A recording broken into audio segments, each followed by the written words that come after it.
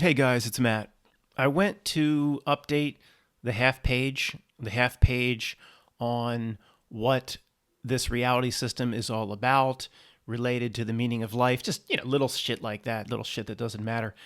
But then it turns into 5 pages because, people are on different levels, or not many people haven't put in 10 years, and I start writing certain things and I'm like, well, will people know what I mean by that? I think 90% of you would follow my half page because you've been here long enough. But I thought, why not, explain things a little bit better, or at least my rationale on certain things, just in case anybody's a little bit new. So this will probably go over an hour. It can be a half page. It is that simple, but it ends up being a little bit longer, if you see what I mean. I know it sounds awfully arrogant, but it's not, because this is just an amalgamation or collection, not of just of my own ideas, but every idea, quote, every one of you has ever given to me to help me refine my understanding of this. I'm good at putting it all together into some form of amalgamation and then presenting it back in a way people can understand. That's what I bring to the table. I'm not going to sit up here like some asshole and say, I know all about reality, you don't, and I'm going to tell you. A lot of these concepts are mine, and noticing of the screen, but I have received thousands upon thousands of emails. I've read tens of thousands of comments. It all goes to refine my understanding. So this is not mine. This is ours collectively. I'm just good at spitting it back out in a way that makes sense. That's all. So don't point at me as arrogant. I'm just I don't think of me like a court reporter, if you want. Just a quick note before I begin. Many times over the years, people have come to me and said, Matt, your philosophy here is much in line with Gnosticism, or that's a very Buddhist philosophy, Matt. What Gnostic texts have you read, or what have you read here or there? And you know what? I ain't read none of it. I don't want to read it. If there were if the magical answer was in these endless volumes and tomes of esoteric texts, then somebody should be pointing to the answer by now. It just goes on and on and on. Will smart people come to similar positions as they observe reality, something that's probably always kind of acted the same way as it relates to a human being? Yeah, probably. But I'm just telling you, I didn't get this from anywhere. I just observe it. And then I help, it's refined by your comments. I ain't read none of it. I ain't listened to the endless lectures of Manly P. Hall and the endless works of Madame Blavatsky. I don't know what's in there. Could be a Archie and Jughead cartoon in there, for all I know. If there's similarities, well, why shouldn't there be? Smart people noticing certain things about how the reality works. I'm trying to put all the pieces together. Hey, but I ain't read none of it. Last note, I discussed the reality operating like a hydra. For those that don't know, a hydra, a mythological figure, a creature of some kind with multiple heads. I think it was one of the Herculean labors.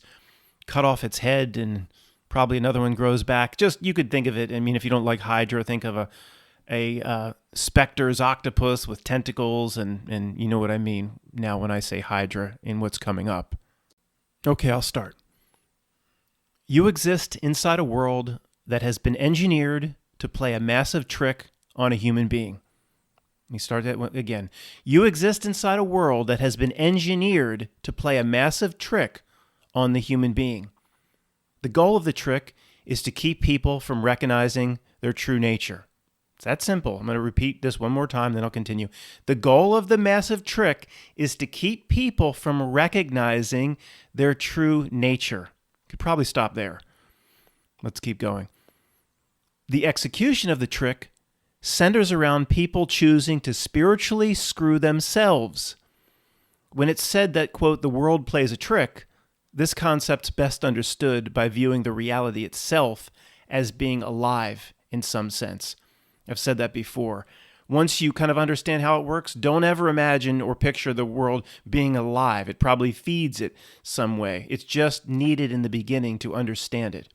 This means that the bad actors of this place, the creeps, the minions, the George Bush creatures, the creeps we see on TV, that means what I just said. It means that this group is not the highest group.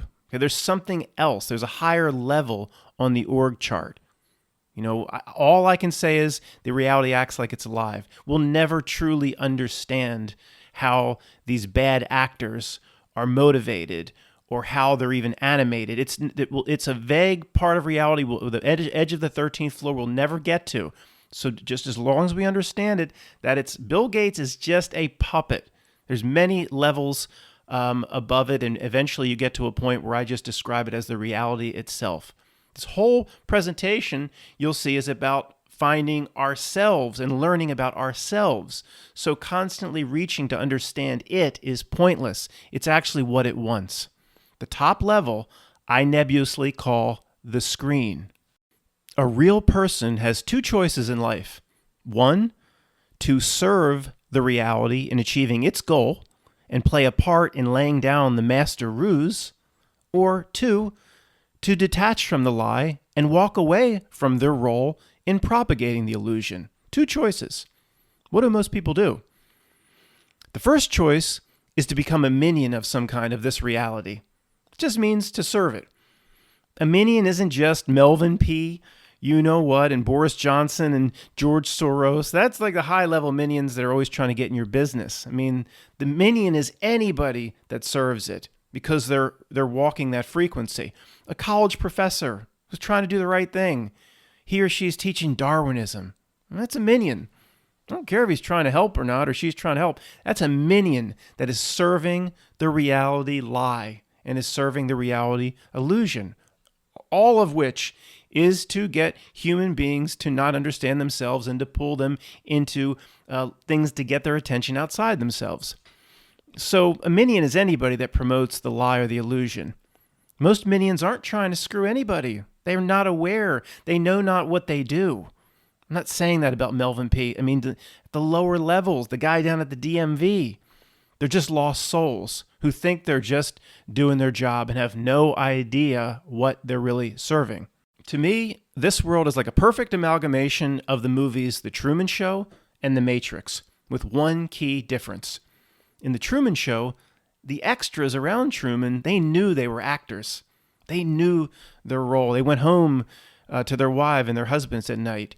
Here, in this place called Earth, these extras, they don't know they're playing a part. They don't know what they're serving. A Truman Show that, quote, works best is one where the participants believe in every aspect of the reality itself right alongside Truman. The show would never fail if everybody around Truman believed in it as much as he is. That's what we have here. As people are carrying forth, quote, the interests of the screen, which is to lay down and solidify a lie, most people actually believe they're doing what's best for themselves. Even beyond that, they believe they're fulfilling the greater good. Can you believe that? Oh my goodness, what a evil genius that laid down this trick. These minions running around serving it, believing to the day of their death they're doing the greater good. Now, evil works best when the people at the lowest levels implementing it think they're just doing a good job.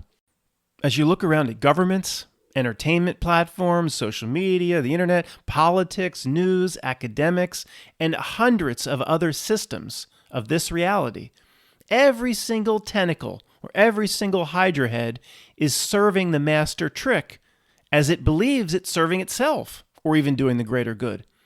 Every head thinks it's independent and doesn't know it's part of a greater hydra. Very few people inside this Truman Show are trying to walk away from it, as you and I are. Or almost nobody's trying to walk away from it. They're trying to get closer to it. They're looking to it for covet and reward and status. It's just the opposite of what we're trying to do, and of course, falling for the trick. Of course, of the billions that serve it every day, almost nobody is in on it.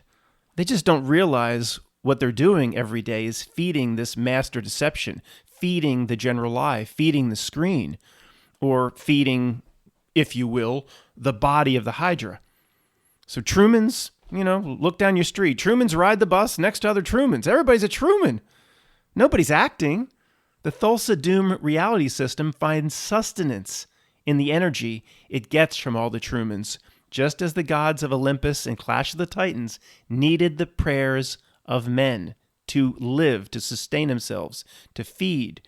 The Thulsa Doom reality finds sustenance in the energy that it collects from all the individuals that play their part in these reality systems.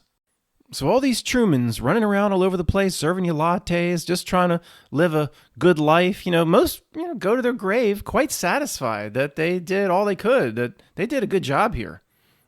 These Trumans running around, serve the system their entire lives, they did their best. If you told the regular man or woman on the street that they're actually serving something dark that has engineered the entire reality system to hide a human being from itself, they would, of course, declare you nuts. My father, he taught accounting in high school for 40 years. He taught accounting. I'm sure he is quite pleased. He helped hundreds and hundreds of kids learn important lessons about income statements and balance sheets. Some of them were lucky enough to go off and serve Wall Street. Oh, the pride he must feel. Inside his tiny little bubble, he did the right thing. He did good.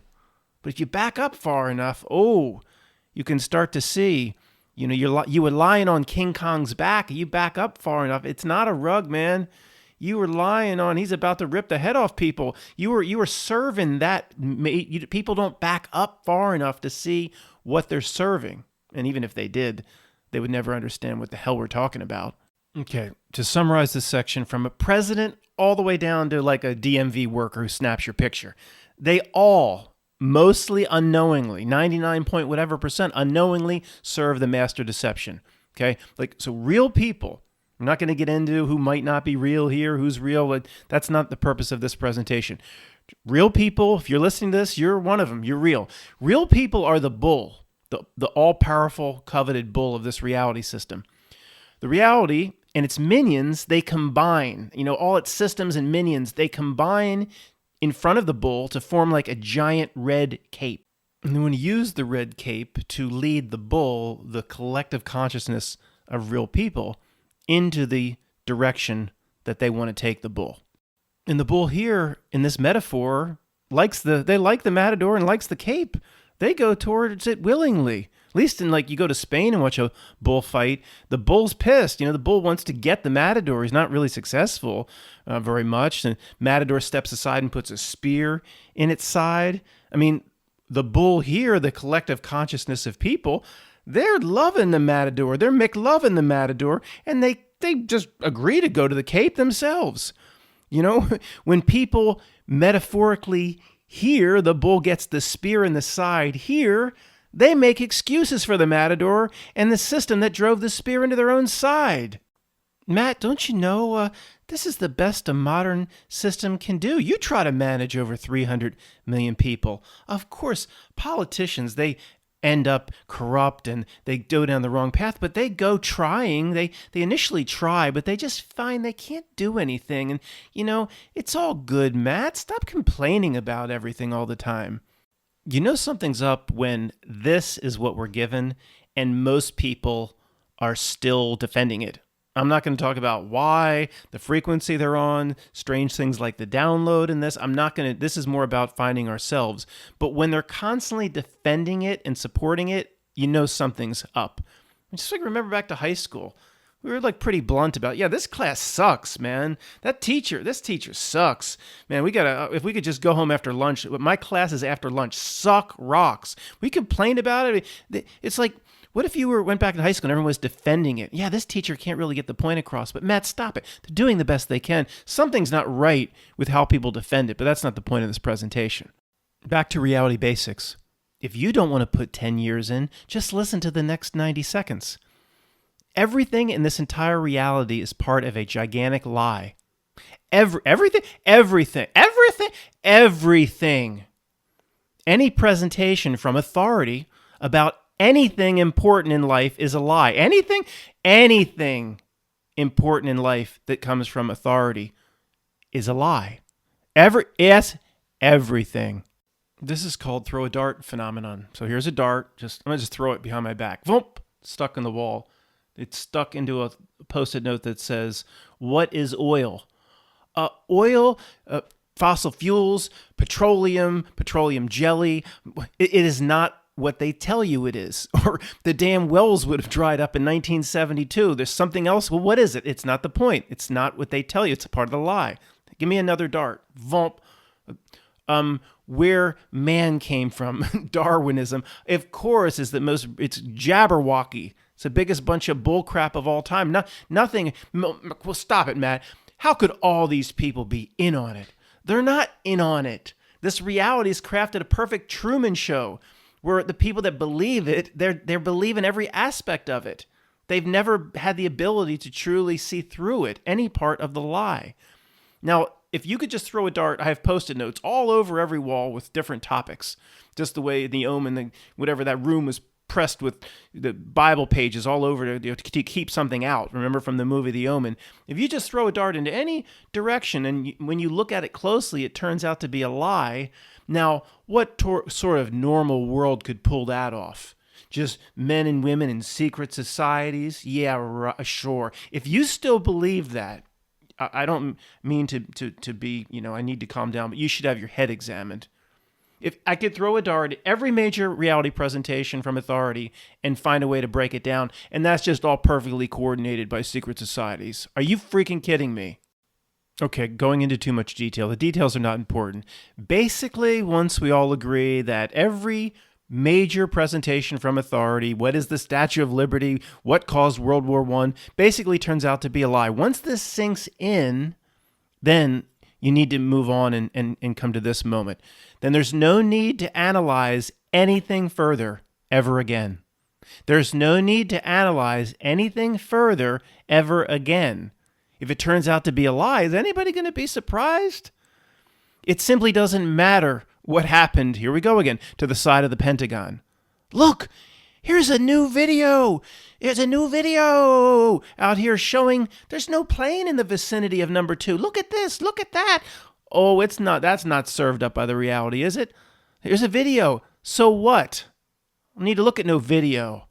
How does that help? How does that video help me understand myself? Here's where we get into the real message. It doesn't. That video don't help me understand myself. But Matt, we can figure it out. Who cares? By my heel, who cares? If Truman finally realizes he's inside a TV show, he comes to that realization, should he spend weeks and weeks following around, hiding in the bushes and following around the butcher, the baker, and the candlestick maker just to see if they're all in of it? I don't think the candlestick maker's in on it, but you were introduced to Christoph's control room. I thought, Truman, you realized that the whole thing is faux. Once you kind of sneak into Christoph's control room and you see at the top level, then why would one detail matter in terms of going down back into the Truman Show town or whatever the F it was called, the serious spotlights dropping in his driveway? The details don't matter once you get to the point we are. So again, that should eliminate about 75% of all YouTube videos. Even if spending time figuring things out got us anywhere, which it doesn't. The reality that we are into now has devolved into such a clown show, it's not deserving of our attention. Nothing surprises us anymore as to where this clown show will go. I mean, literally, I told you, if Nibiru came flying around the moon, it wouldn't surprise me. I'd be like, yeah, that's supposed to happen in this reality train stop. I don't think no, I'm in the Avatar. Would it scare me? Yeah, probably. But nothing would surprise me at this point. I mean, what's next? I'd sooner believe that the side of the Pentagon succumbed to a wolf who huffed and puffed than what the commission tells us in the report. If the commission changed the report up and said now it was a wolf, that there was no 77, it was a wolf that huffed and puffed that did it to the side. I mean, yeah, that makes sense. That's what the reality present. And then I wouldn't even bother looking down the end of my cul-de-sac because they're all going to believe it. There's only one thing worth spending time on here. The only knowledge gained here that is worthwhile. The only knowledge gained here that is worth a squirt of piss. What's that from? Weird Science. Boy, I wouldn't give a squirt of piss for your ass now. The only worthwhile knowledge is information that tells you about yourself. I'm going to do it. That tells you about yourself. Do way about yourself. That's all that effing matters. Come on, Matt. Don't trivialize my work. I spent 10 years looking at that doomsday plane. After 77 hit the side of the Pentagon, there was that giant white plane. I'm sure of it. We're sure of it. Now, that was the doomsday plane flying around D.C., man. That's important. Why? That's important, man. Don't trivialize my work. Don't you want to know if that was a doomsday plane flying around after the wolf huffed and puffed into the side of the Pentagon? No. What? Don't trivialize my work. It's not important. I don't care if it was a doomsday plane or it was the plane that Snake Plissken used to land on top of the WTC to get back and escape from New York. I don't care. And what's more, the most important part is somehow that breadcrumb was put there by the reality itself to get the attention of certain people. Now, that doesn't appeal to everybody, but it serves up the flavor that most appeal to certain types of researchers. The reality itself saw to it. And if you don't understand what that means, I don't either. But that's the only way we need to understand it. We need to walk away from it. We'll never understand the exact reality buttons and levers, the means and the mechanisms. You likely agreed to come into this incarnation for whatever reason. We'll figure it out later or understand later upon our death or whatever. But whatever it is, we come in here, Tommy. The deaf, dumb, and blind kid. And as you play the pinball machine that the reality puts in front of you, and as your score goes up, ding, ding, ding, ding, ding, ding, ding, ding, ding, as your score goes up, tilt, what does that mean, tilt? You feed the beast. See, that's what Tommy was. He's deaf, dumb, and blind, but he was not supposed to play pinball. The damn reality put the pinball machine in for ding, ding, ding, ding, ding, ding, ding, ding. Then you feed the beast. Makes it seem like you winning, but you losing. See, that's how the whole reality works. Rediscovering who you are is the only mystery that counts. Hey, Tommy. Tommy, you hear me, boy? It's closing time. The arcade's closing up. Tommy, you've been playing that pinball 10 hours straight, boy. You haven't taken a bathroom break. Your thumb's probably going to fall off. You hear? Andre, he's deaf, dumb, and blind. He don't hear you, man. That's Tommy, the deaf, dumb, and blind kid. He's freaking famous. That's him? That's him. Well, how we get him out of here? It's closing time. Douse him with water. Throw a cup of water over his head. Then he knows it's closing time. But don't get too close to him. He will smack you with his cane. Okay. What happens when somebody generally comes to the conclusion they see the lie? It's coming from every direction. What do we do? The answer. Where do we find the answer? Forrest Gump say he was trying to find the shrimp. Remember, that's probably a metaphor for finding the answers to reality itself. He said to Lieutenant Dan, "How do we find them? The shrimp. How do we find the answers? Then we know the answer. It's always been inside of us. You don't have to look outside or rummage through the endless esoteric tomes to find any answers. It's always been inside you. It's deep inside. Now, the reality system knows this.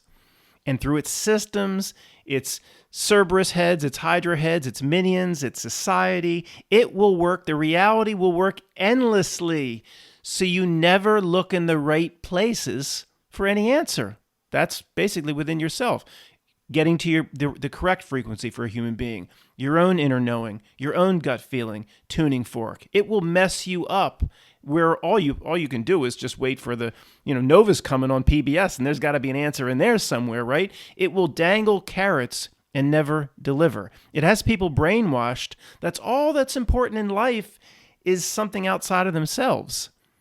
It presents few choices. You either join the dark side and serve it, or the reality will see that you have a chance of kind of waking up or a chance of finding yourself. And if that's the case, the reality will work overtime, distracting Luke, which is you, from your Jedi training.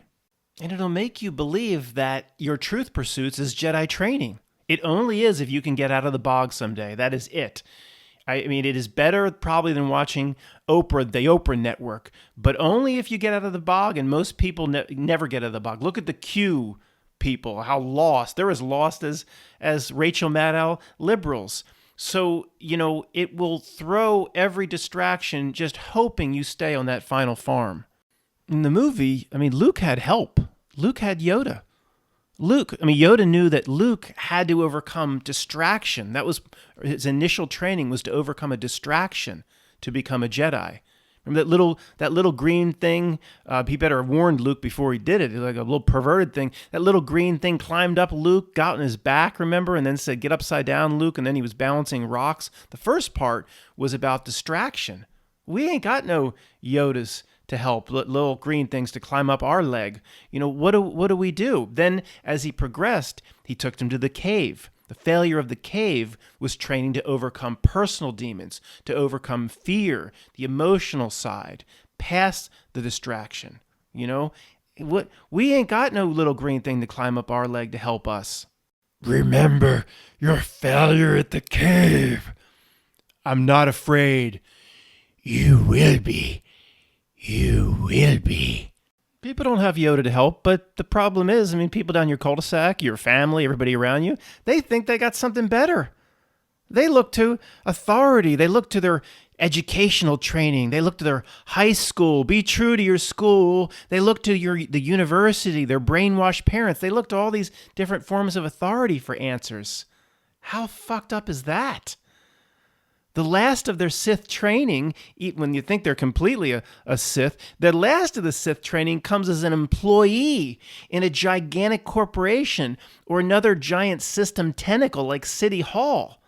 It's amazing. I went through all those authority pens and then through the giant corporation, and somehow I made it out the other side. I don't know how. Matt, don't underestimate how fucked up you really are. I hear you, but somehow I made it out the other side. The odds are stacked against all potential Jedis in this place.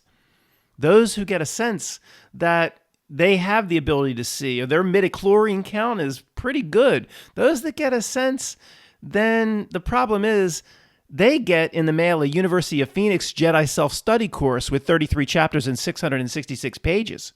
And it says, do this. You'll get to. And then someday you'll find the answer outside yourself. Oh, okay. And just sit back and read all the esoteric tombs, and that's all they need to do. Never look inside for any of the simple answers. It's just about a half page what we really need to do in this reality once you have the ability to see through it.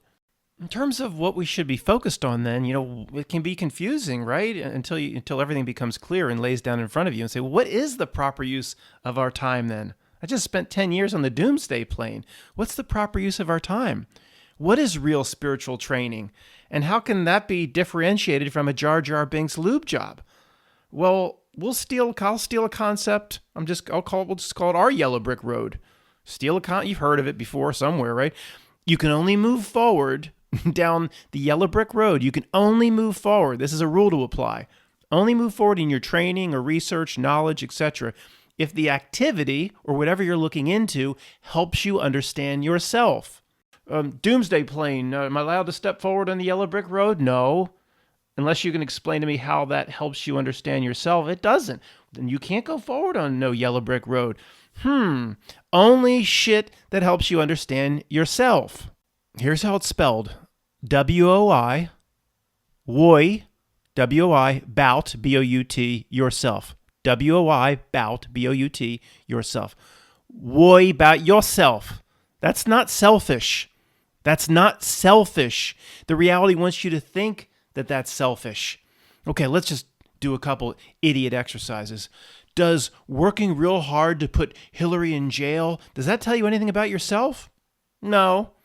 Then it's a worthless pursuit.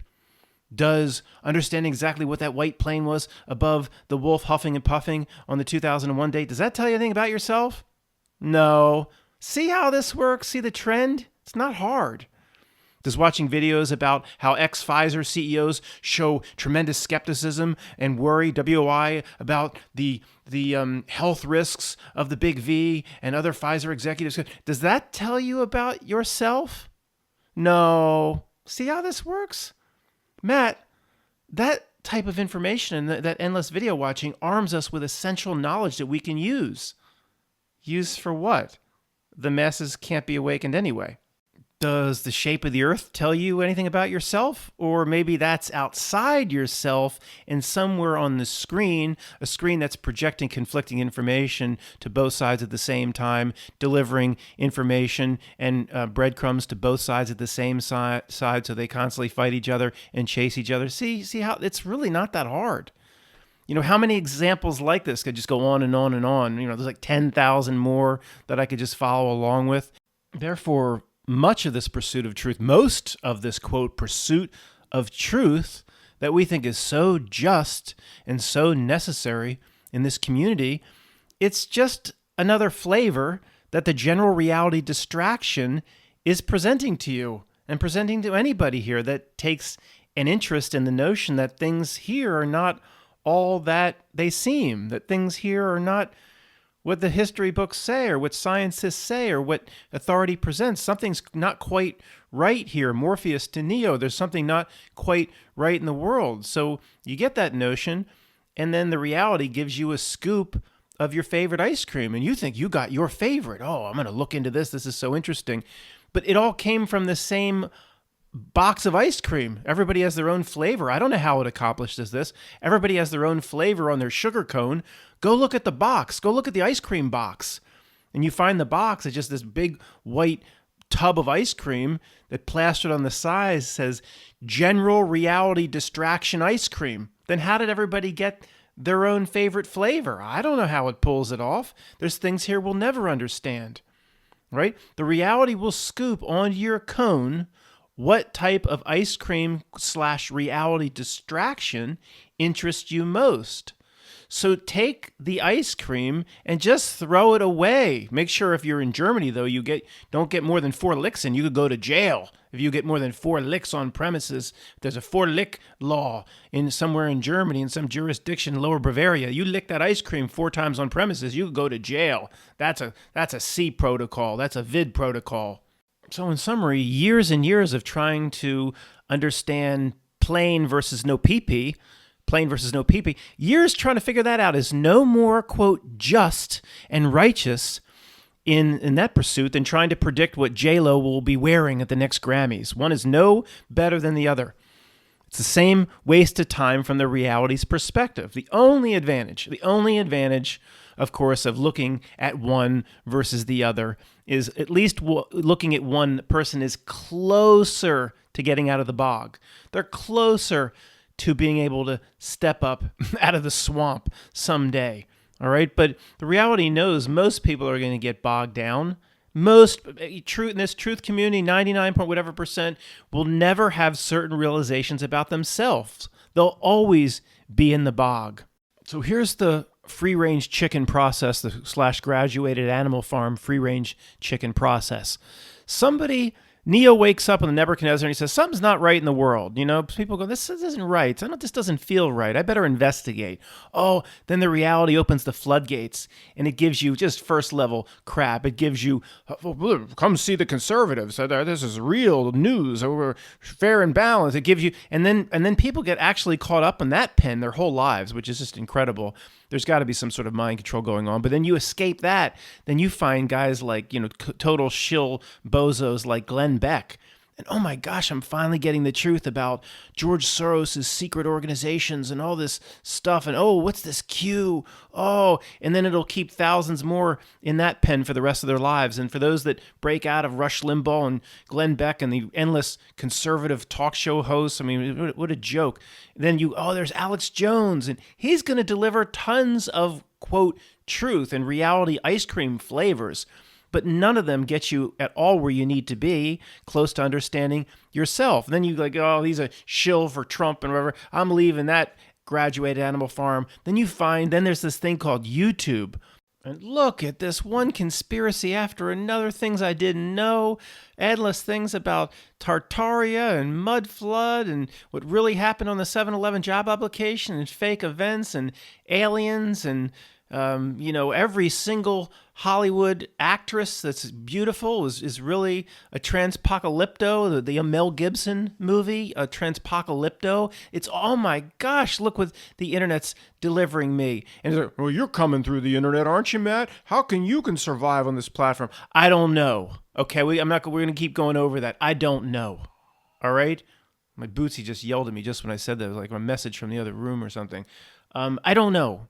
Either this information, it's supposed to, see, the whole point of this, is it resonating with your inner knowing, the things I'm saying about how I believe the reality works? Or is this just words? If it's not resonating at all, it's like, what are you doing here? It's not me telling you anything. The whole point of going through processes and listening to lectures like this is because something inside you will go, yeah, that's right. You'll know it. You'll feel it. That every bit of truth I've ever gotten from someone else, I immediately knew when they said it, and then that's right. And then it was confirmed later by looking at things in a different way. I don't know why this platform is allowed to exist. If you want to say because it exists, it can't possibly be legitimate, then that's up to you. Do the, quote, top minions like governors and billionaires and Oscar winners, did they fully understand their role in executing the reality distraction?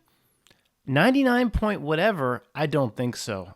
I'm pretty sure they don't have an understanding at all of, and would think I'm absolutely crazy for even suggesting what I'm suggesting in this presentation. But overall, the answer is who cares? Who cares who knows what? If you've been into Christoph's control room, then what's on the ground in the Truman Show doesn't matter. If you see the big picture, it all doesn't matter. If I figure out what Anderson Cooper knows exactly, well, he was a Vanderbilt and he was a CIA intern, which really means he works for the CIA now, and what is it, Mockingbird and all.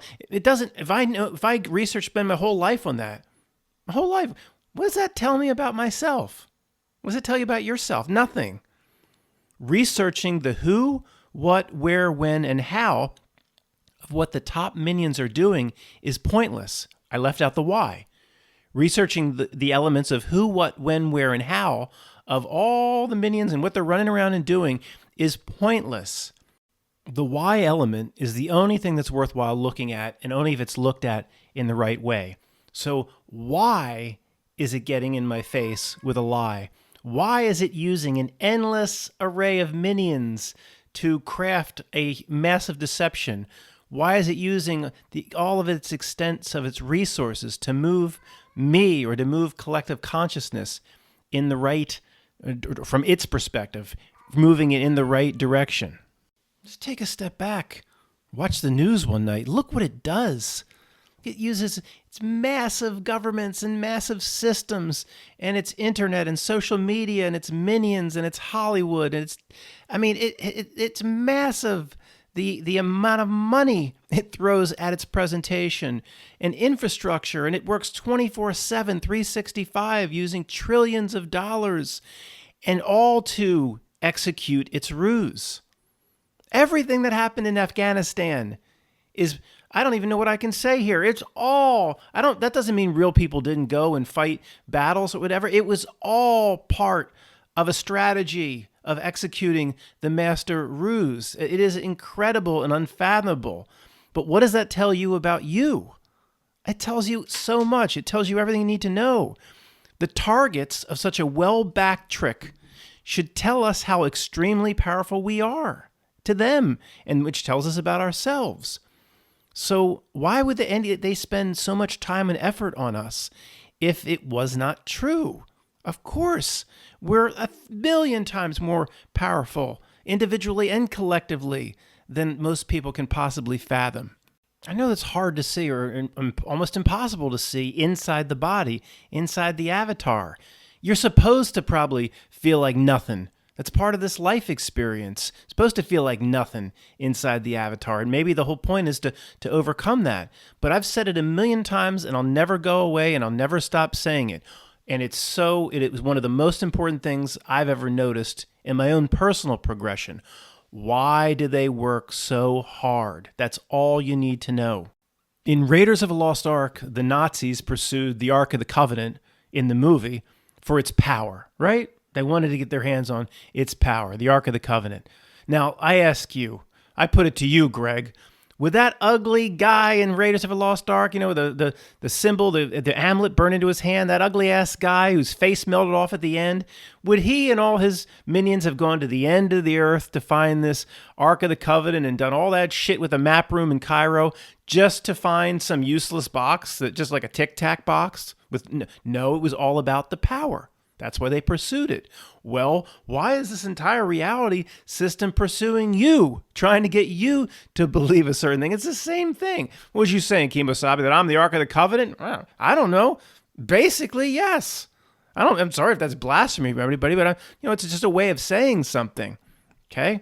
I don't know anything about the Ark of the Covenant, but it makes a point based on their presentation and how hard they work to get up in your business. They're always up in your business. How hard they work. Do you think you're then more like the Tic Tac box, the piece of garbage store? You think you're more like the Ark of the Covenant? Okay, you got it.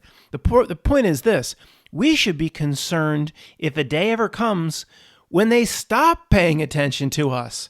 We're the bull. Like, aren't you going to put that big red cape? I'm used to having that big red cape put in my face. We don't care about you anymore. What? I'll play along. Come on, bring that. The day the rabbit won't jump up in your lap if you refuse to hunt. The day they no longer care. I'll be worried if that ever happens. But is that going to happen? That ain't going to happen. They need us. A fish can't decide to stop drinking water. They need us. Some smart people say to exist. Our creative imaginative powers, or whatever it may be, things we don't understand, that resonates with me a lot more than anything else. I believe we are absolutely necessary here. At least certain types of people that you call generators, or the different types of incarnations. But whatever it is, I don't think this thing here can exist on its own. I don't think Dracula can't go on no vegan kick for too long. Okay, this is the basic concept of Loosh. Am I an expert at it? No, I'm not. But you can constantly see it working 24/7, 365, and overtime to get hundreds of millions of people put into the same emotional states over and over again. Fear, anxiety, worry, stress, a sprinkling of the 7 deadly sins, something over here, covet. It works overtime to create that, which happens when people tune themselves, even temporarily, down to that end of the dial. 66.6 on the FM dial, tune themselves down. Now, why do they do all that? Why does the whole reality system do all that? Just for fun?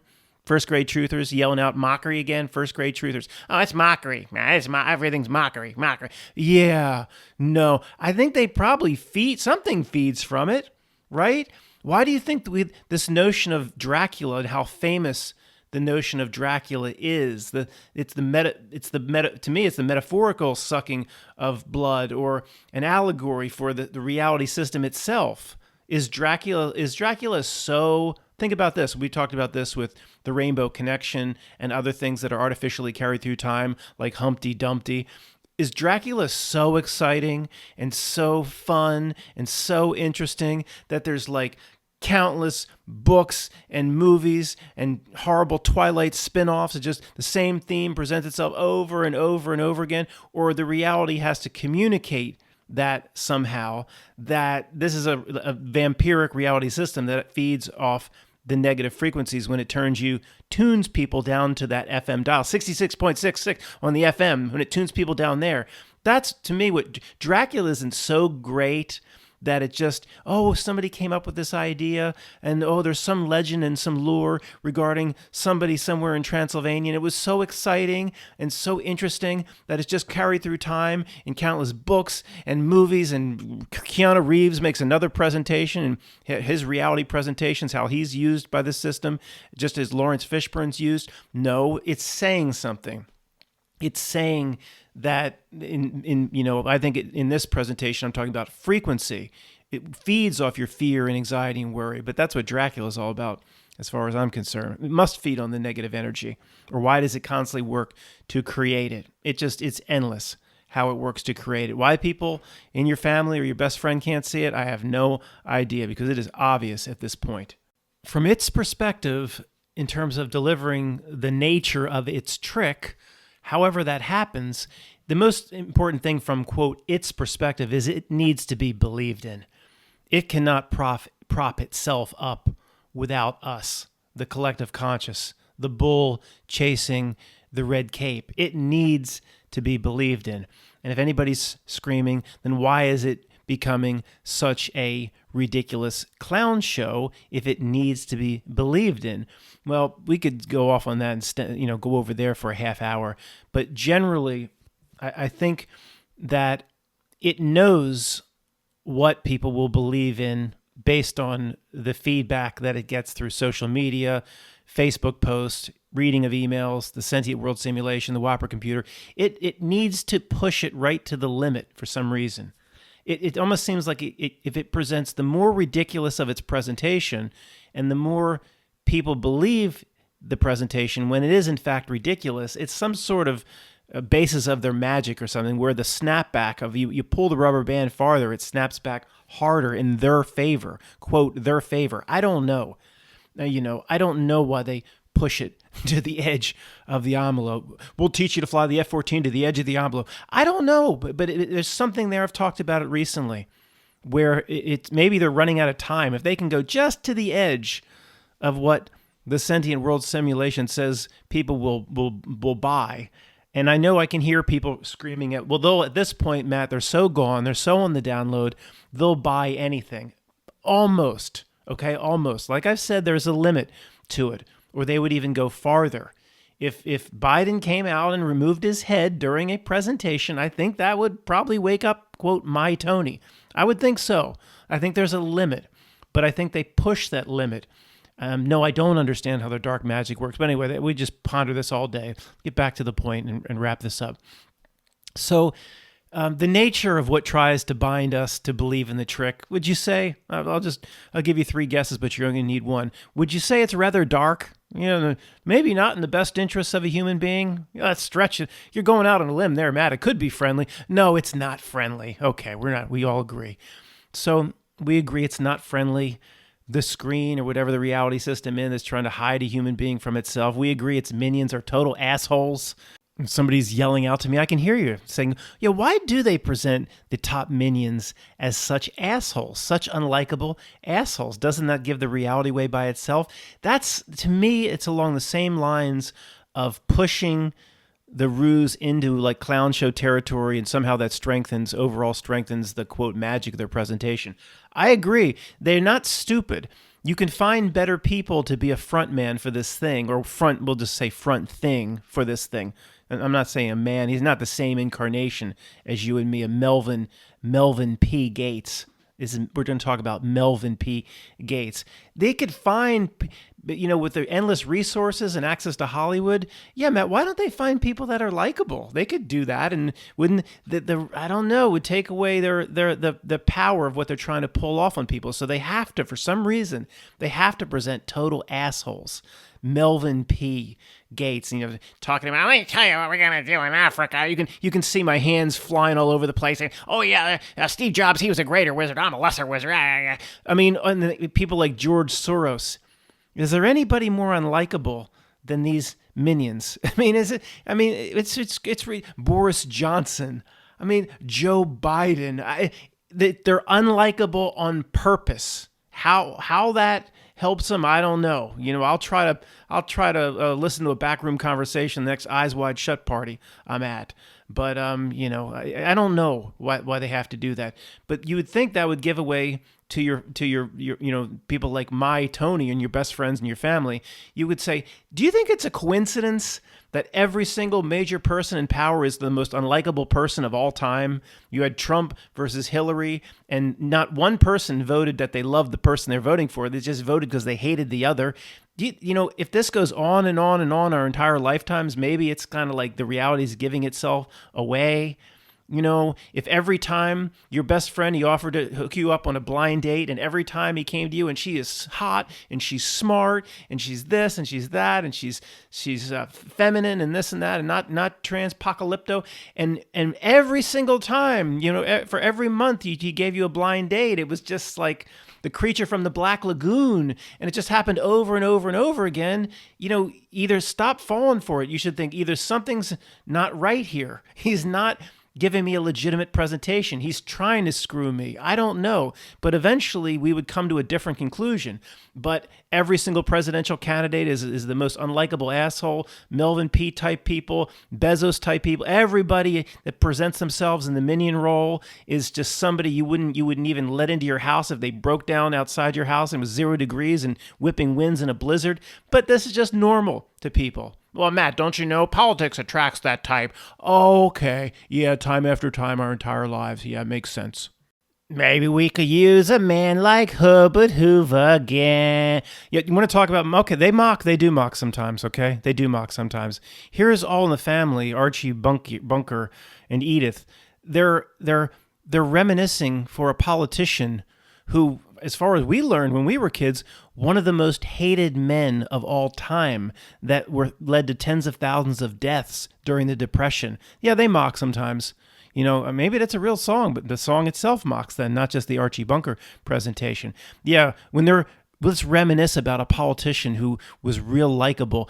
Who should we write about and sing about? Herbert Hoover? Yeah, okay. Well, he does look pretty good compared to Trump and Biden and the Golden Child, who went to a $45,000 a year private school in Hawaii before we were supposed to be dirt poor, raised by a communist. Herbert Hoover. Maybe it's not mockery at all. Maybe this was actually like a legitimate person. Who knows? Okay, let's bring this back to the only thing important. Learning about ourselves. Because the minions here are such assholes, and this is so easily seen, then almost it's like they're under contract, that they're telling us what to do for anybody that has a clue to notice. So therefore, the winning moves, even if you don't know what to do, the winning moves of real people all share the same exact theme. You've heard me say this a few thousand times. Just do the opposite of what these assholes want. That's pretty much the biggest spiritual battle that we wrestle with them trying to shoot everybody up in the arms. That's what we're going through now.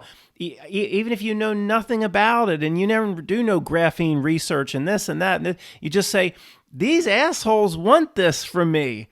That by itself is enough for me to run in the other direction like it's Fright Night. That's the point. You don't have to understand any bit of it. So forget the V and all that stuff for now. This is a basic presentation. Regarding reality and what it wants, we have no choice but to continuously work to separate and detach from it every day, every time we can notice how we can make a move to detach and separate from it. Give the screen no energy and no attention. When you find yourself giving it that, catch yourself, learn from it, and back out of it. See through all the tricks, which we pretty much, that doesn't even need to be said. We do that. Anybody here sees through all the tricks already. Use stated intention and imaginative power, imagination, to remove any chains that you've potentially constructed on yourself over the past several decades. And we all have. Of course, we all have. Find out where you've bound yourself to it and try the best you can to remove the chain. For example, I've talked about the driver's license many times. I'm going to continue to get my driver's license renewed, even though the first name all caps and the last name all caps, the straw man legal fiction is still there. In this reality system, I need to drive and go get food. But that does not mean you're binding with it anymore and you're breathing life into it. You can hold it in your hand and you have the power to remove whatever power it held over you in the past. Remove it. No longer breathe life into it. If you don't know what to do, and I don't dabble in magic or anything like that. I just have a basic understanding as to how this, quote, quantum reality works. Hold the damn thing in your hand and say, I ain't the legal fiction you think I am. I don't breathe life into this. I'm a real, pick another name like Nuwanda, but I'm going to have to use this thing to drive to the grocery store. You've heard me say that before. I believe in that. If they force you into a situation here, like we were born into this system, then that you can't screw yourself and give away your soul because you have to operate in a system that you were born into that you have no control over. So this legal fiction, you can either believe that's all you are and continuously breathe life into it. It needs you to breathe life into it. Or you can say, well, I got to renew my license, but I'm going to keep it just to drive and take the life out of it. It's up to you. They need you to breathe life and power into this is just one example of 1,000 things. They need you to feed it your energy. One of the key things to notice is the reality can't power its shit directly. I'll say that again. The reality can't power its shit what it needs directly. It needs us. We walk by It throws an extension cord from the upper floors out the window. Extension cord, a big orange extension cord just lands right in front of you. And what do most people do? They walk over to it. They need you to plug it in. They do plug it in. They stick it right up their ass. I tell you what, you bend over, shove it right up your ass. I'm doing. No, that's the tough guy. I'm doing Fast Man. No, I'm doing Fats. So it's a different character from Weird Science. Sorry. Tell you what, I can't imitate that. That would be insensitive. They power it. They shove the extension cord right up their ass. Now, if whatever was here was all powerful, it would get what it wants on its own, or it would get it from you directly. It would vampire, the metaphor of vampirism and Dracula doesn't exactly work here, because Dracula, he just grabs you and he bites. He doesn't, maybe there's another kind of Dracula that you have to offer up your arm. That was more the theme that presented itself a lot in Interview with a Vampire. A lot of people offered up their blood, right, to Louis and that little Kirsten Dunst vampire creature.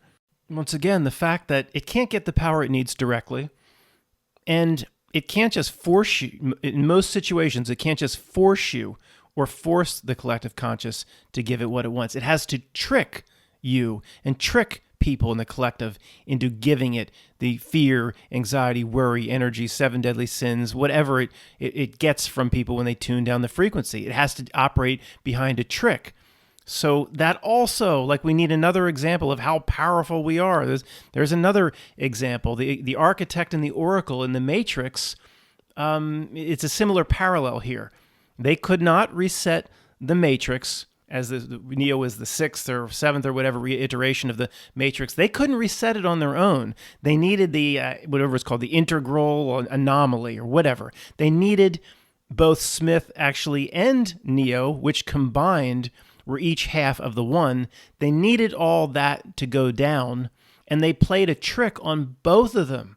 So both of them would follow their bidding. The Oracle and the Architect were always working against Smith and Neo. Neo was played the whole way, and if the Oracle knew everything, she's just going to be sitting in her kitchen there baking cookies while Smith walks in. She wanted to be to put her code with his. Obviously, if she's the Oracle, she wouldn't have been there when Smith came in. He even said something along that effect as he came in. She wanted to be Borg assimilated by Smith. So they both were used.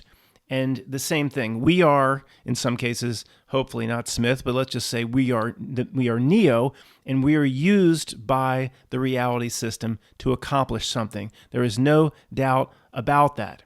When the Architect, I guess he was talking to Neo in that that weird room, he lied. He lied. Because Neo sensed it. He says, "You need us. You need us to survive." He's like, "Ergo, there are levels of survival that we're prepared to tolerate," or whatever he said. I can't talk like him. No, he lied. No, he needed. There is more to the Matrix that even is presented in the movie, with ideas like the real people in the pods actually, through the Matrix it was powered by the real people in the pods. The Matrix itself was quantumly powered by, quote, real people. It wasn't about just harvesting them for energy and all that. Even in the movie, they said they have a form of fusion. Well, if they have a form of fusion energy, why would they need to harness 98 degrees from a body? They didn't need the bodies to harvest energy like a battery, as the movie presents it. In the real fandom of the Matrix, the real people in the pods were need to basically power the reality, which the metaphor is power the Matrix. The Architect completely lied. There is no survival for them without. Well, I guess we'll learn in Matrix 4, but there is no survival for them without real people powering it through imagination, dreams, and the quantum nature of real people. So he lied. Strangers in Dark City, same thing. The evil alien type strangers in Dark City, they needed people for some reason. It's a little bit more vague maybe in Dark City, but why would they be going through this every night? They reset the entire city every night. In the movie Dark City, which is the precursor to Matrix, They reset the reality every night. So what are they doing all that to people for? Just for fun? The only way the movie presents is they study human beings because they want to understand a human soul. Oh, that's all it was. Yeah, no, they needed the human beings somehow, But anyway, we're going a little bit too much into the weeds. Okay, here's the big question. People are screaming at me, okay, Matt, we see it. It's all a trick. But okay, in your opinion, how do we deal with this? I'll give you my opinion on how to deal with it. It's always going to be a simple solution, in my opinion. You have to come up with what works for you. But I don't think, as I've said many times, spending hundreds and hundreds of hours reading esoteric texts and tomes and then looking for the magic answer in the endless lectures of Manly P. Hall. And to me, that's just like another reality distraction. If the answer was there, I mean, don't you think somebody would have kind of found it or kind of used a yellow highlighter to highlight this key section at this point or circled it? Or, I mean, it's just one more door. It's like the key master or with a key maker, whatever in the Matrix, just keep open one more door. Oh, if I can just do one more door, read one more book. That's, again, outside of yourself. It's not a cop-out. I can hear people, man, you don't read that because you're too dumb to understand it. Oh, yeah, that's all it is. Yeah, I'm sure I'd have no clue. It's just pointless to read that shit endlessly and endlessly. All right, it's very simple to me, guys. If it is highly complicated, let me know and tell me where I'm wrong. Part 1, if this reality system is going to use me, it's yin and yang.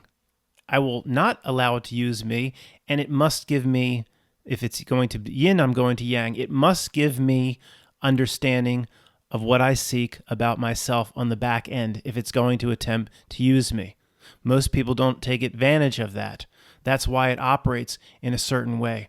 All of any solution always has to be about understanding yourself and what this life can do in terms of furthering that understanding or remembering. It's that simple. It's going to take a giant bite of the shit sandwich as it is, then it's going to give me on the other end understanding about myself. So I will carry myself till the day I die with an understanding here that something here that's not very pleasant, something here needs my energy and likely feeds on my energy. So therefore, I'm going to carry myself in a way where I no longer ever give it my energy. I'm going to hold the energy for myself. And when it continues to take bites, then I'm going to use whatever the reality must give me on the back end the best that I can. Next, this reality desires to be loved, needed, in the center of attention. For example, somebody that seeks status for themselves and the business card of the American Psycho, they are constantly looking for the admiration of the reality itself. That's how they find status and self-worth. So, of course, that's the opposite of the way you want to be. So for me, at least, before and upon my death, I'll realize this and I'll consider and put forth that this is not, I don't covet anything here. This is not the place I want to be. It wants to be loved and needed, so I don't love you and I don't need you. What did it say in Heartbreak Ridge? Mind over matter. I don't mind because you no longer matter. Meet the Swede. It wants to be loved and needed, so I don't love you and I don't need you. You could turn that into a country music song. Okay? It's not the place I want to be. Put it into one sentence. Remember, this is the one sentence if I had to boil all of reality down to one sentence. Just the realization that it wants you to think it's all this reality is all that, and you want to seek its status and attention. This is not where I want to be, okay? That doesn't mean I'm going to go fly myself off a bridge, but I ain't coming back here, okay? I'm going to convince whatever part of me that's not here, there's a part of me that is not inside this ridiculous snow globe that we don't need to be here anymore. Don't send no more aspects of us into this friggin' place. Get us the fuck out of here. This next part is extremely brief. It's just called the Jacob Marley Chains section.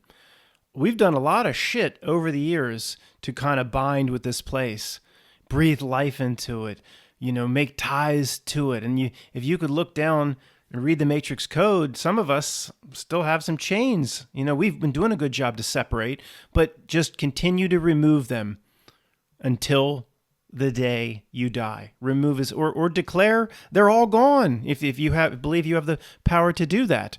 And catch when it's trying to make contract with you. So, these little boxes, every time you have to check I agree? I do this as much as I remember to do it. I check I agree, and then, it's a hit CAPTCHA that says you're not a robot.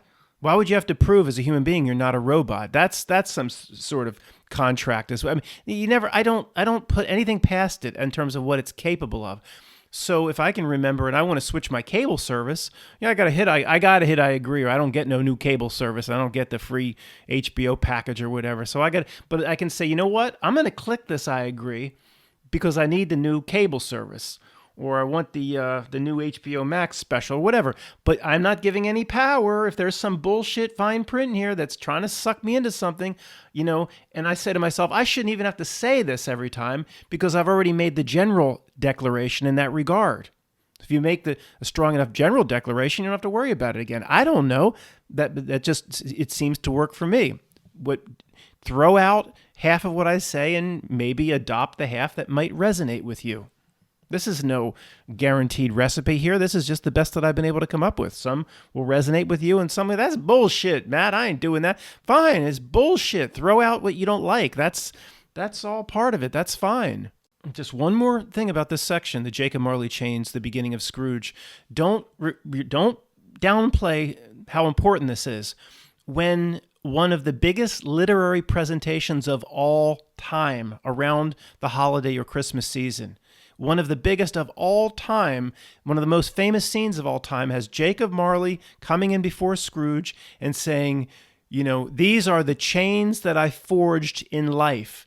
If you don't take that extremely serious, as that could almost be literal, that you don't understand how, at least the way I believe the reality does business. I will take that as literal and make sure and look what Scrooge, the presentation of Scrooge is through his actions. Of course, he was becoming a totally different person, and one could imply that he is removing those invisible chains, if not all at once, by giving Bob Cratchit the day off, slowly over time. That's all. Okay, this next one we talked about, so I'll be as brief as possible. Whenever I'm forced to engage with the reality systems that are forced on me, like, the legal fiction straw men on the driver's license, then I'll try to remove as much power from it as possible, even if I continue to have to use that or need to continue to function inside that system. This is kind of where there's a lot of people that are not in the situation that I'm in with just me and four cats here that work at a hospital or work at a big company, and they're basically being forced. And I can't turn this into a 2-hour, we'll talk about this in the future, but this is what you would focus on here. If you have the power, if you're being forced to do a certain thing, and you have kids, etc., and you really feel, the key is you can't lie to yourself. You must feel you are being forced. Okay, you can't just say, well, I know it's going to come to the fact that I'll be forced, so I'll just do it now. I don't think I don't think you can't lie to yourself. If you truly believe you're being forced, then this is applying your personal power of intent, imagination, whatever power we have inside us to overcoming a certain thing. Would be the area where that would come into play. I'll talk about it more in videos going forward, okay?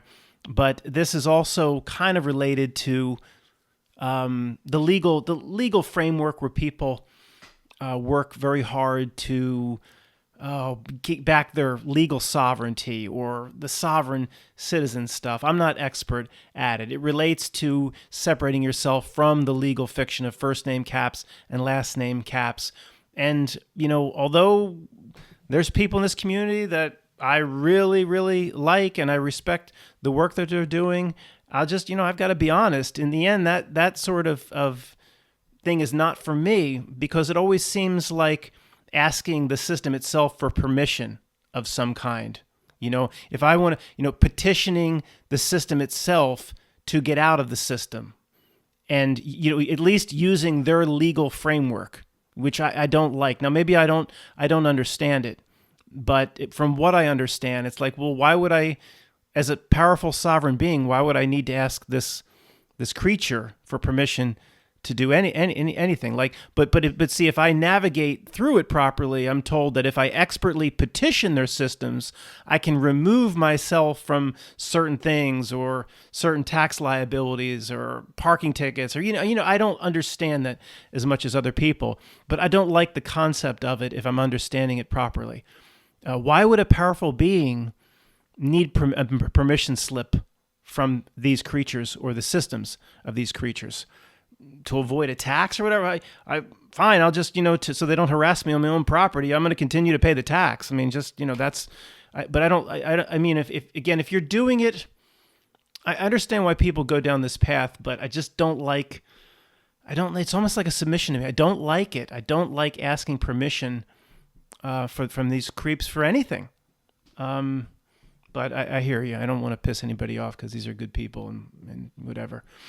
All right. Now, choosing to come here, I do have limitations, of course, while in the avatar. We're born into this. I'm forced to interact with its systems from time to time. I have to. I have to drive a car to get to the grocery store. I can't, we're not, do we have to drag the cardboard box up to the hill or top of the mountain in Montana to win? No. The idea here is whenever we're forced to participate inside of its system, that we, through active intention, draw as much power away from it as possible. Even relates to the movie, what was it called, where the kid declared himself, Call Me Nuwanda. You've heard me say that before. The movie with Robin Williams, The Dead Poets Society. He says, I guarantee the system doesn't like that. He no longer says, don't even use my name. This is a system name. It's a slave name. Call me Nuwanda. As weird as that is, I guarantee the system doesn't like that sort of behavior, if you see what I'm saying. Another minute on this one because it's so important. I've said before, and you can't lie to yourself, you can't fool yourself. If they force me, or the key is reaching that threshold of feeling forced. If they force you into something that violates your personal sovereignty or violates freedom of choice, or to me, it's an instant win. And I use the same example. The jackboots come in here and throw me down and, whip out what and put it in me. Put, dead Eddie Murphy, dead bird, gonna put it on you. Now, if they put it on, not on me, but in me, then I've won. That they need you to screw yourself. And I do believe, if you reach that threshold where you are forced, then I think it does change the metaphysical aspect of the aspect of taking the knee spiritually before it, if you know what I'm saying. Next one, I will be mindful and take notice of when I'm giving it the energy that it likely feeds upon. I'll take notice of myself, of my anger, my fear, worry, stress, anxiety, and I will turn those spigots off and be more mindful of when I'm potentially feeding it. Next one, I will go into or approach my death having had enough of this place. Relates to a subject I've already talked about. Just having had enough. Done everything I can do here.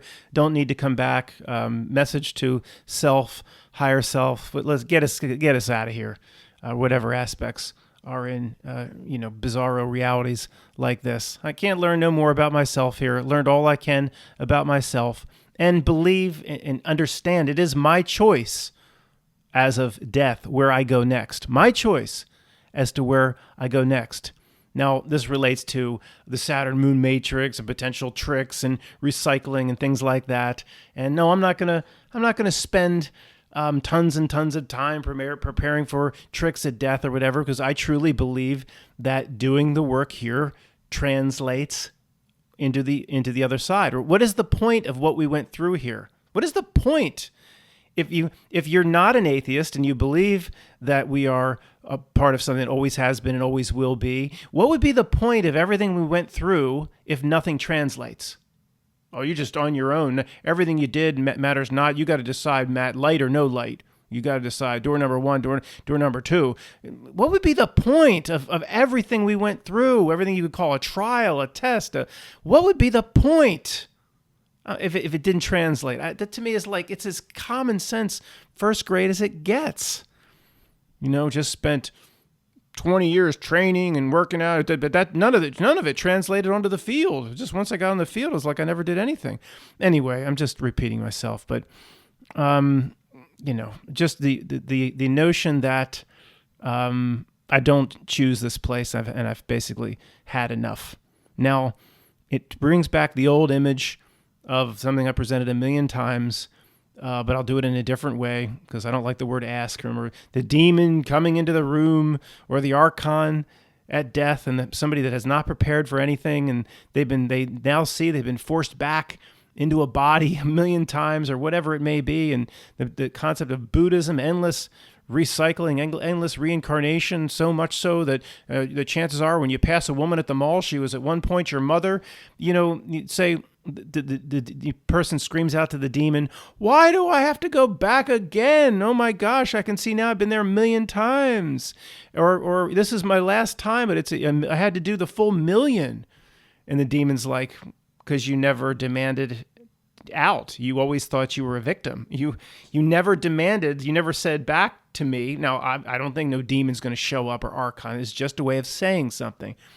And I don't like doing this. Like somebody say, "Matt, be careful. You're just putting this image into people's mind." I hear you. Do not. That is not good. All right. Do not believe there's some archon that's going to pop up when you're dead. It's just a way of saying something, and I don't know how else to say it. But the point is too important to no matter what. You'd say, "Well, why do I have to do this for the millionth time, or why did I have to do it a million times and go through all million?" Because you never demanded not to. You never understood that the power was within you. You never understood. You just click your heels 3 times. You never knew it was in you. So if you truly understand it is in you, and you believe that, at first you believe that, and then ultimately you will come to know it. I think it first starts with belief. Then it doesn't matter what creature from the end of legend shows up. It doesn't matter if you have total belief and confidence. So that's what this training ground is for. It's the exact opposite of my father, who's like, "I'll be honest with you, I think we probably go to nothing. I don't know what happens at that. Probably nothing." He just has no notion of himself. No, he doesn't even religion. He has no religion even to fall back on. So, at least in the movie Soul, Joe Gardner, at least he stepped up. Say what you want about Soul, but Joe Gardner's like, "I ain't having it. There's something I want to." He wanted to go back and get back into a body, and maybe he wanted to do, big deal. He wanted to play in a jazz club. That ain't a real great pursuit. But at least he's like, "I ain't having it. I ain't going into that bug zapper thing." So at least he stepped up. And, I was going to say, if Joe Gardner can step up, you having trained in these spiritual pursuits as what we're all going through now, then we're going to be in a whole lot better position than Joe Gardner in 22. Last one is very, very important. And doesn't mean we shouldn't research this, but just be careful. Here's how I wrote it. If I expect tricks at death, and I expect white light problems, oh boy, there's the white light they talked about, and here are the pets coming. Here's Belle coming running out of the white light, and it looks like Belle. What do I do? If you expect all that, perhaps that's what you'll manifest on yourself. A lot of smart people believe, you spend a whole life believing something, that's what you'll get. Just be aware of that. So, I'm not taking any chances. How do I know? So I'm going to prepare. I expect death to be a beautiful thing. Beautiful thing. And no big deal. No more than stepping off this strange train onto a different platform. Looking back at the train and be like, "Oh man, I'm glad I don't have to go back on that thing again. That was weird as fuck." And if some archon swoops down like Count Chocula or something, says tries to screw with me or get into the light, I'm going to put that thing into a damn bottle. I'm going to put you in a bottle for 1,000,000 years. You know who you're fucking with, boy? So, you just carry yourself like the being you are in this life or in any. All right. And see how, see how things change for you. Okay. See how things change. There's something to the aura that we present. We all can see auras in other people. We're not consciously aware of it. Carry yourself in a certain respect. And, this is, I hate to, this isn't a good example at all, but it's why make it to fake it actually works. Make it to fake it starts to quantumly work. And this is really not related to, this important message about death, but the people that they want to be a gangster, they start dressing, they start hanging out. All of a sudden, the reality starts unfolding before them like a make it to fake it. And it's not a good example, but in a way, just keep telling yourself who you are. And if you truly are a part, at least an aspect of an all-powerful being that's always has been and always will be, then you will remember that. The reality itself tries to block you from that type of recollection or memory, and it will start to shine through. And I don't know if that was said right, but I don't know. You talk for an hour. It just your brain starts to get a little foggy. I'm not all jacked up on Mountain Dew, so I'm starting to, I guess I'll talk about this some other time. But what did Obi-Wan say? Strike me down, Darth. Right before he crossed the bridge in the River Kwai to turn the shield generator off. Strike me down, Darth, and I will become more powerful than you possibly can imagine. A truth drop? You bet it is. Strike me down. The reality, the minions they've already gone too far. Keep it up. Strike me down, Darth, and I will become more powerful than you possibly can imagine. Truth drop.